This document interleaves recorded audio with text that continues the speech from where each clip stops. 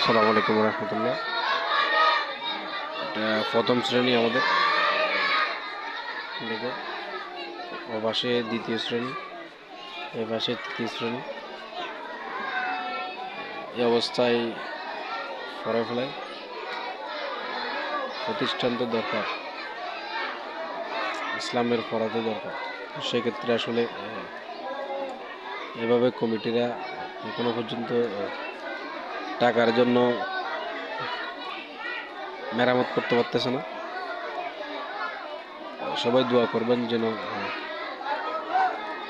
কমিটির সহযোগিতায় মাদ্রাসাটা এগিয়ে যায়।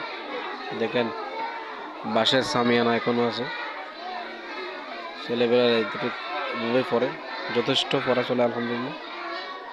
দেখুন প্রথম শ্রেণী এটা। সকালে ক্লাস 3 মসজিদের বারান্দায় পড়া হয়। এরপর ছোট বাচ্চার কারণে আমরা মসজিদ থেকে বাইর করে ফেলি। সবাই দোয়া করবেন মাদ্রাসার জন্য, মাদ্রাসাটা যেন মেরামত করতে পারে।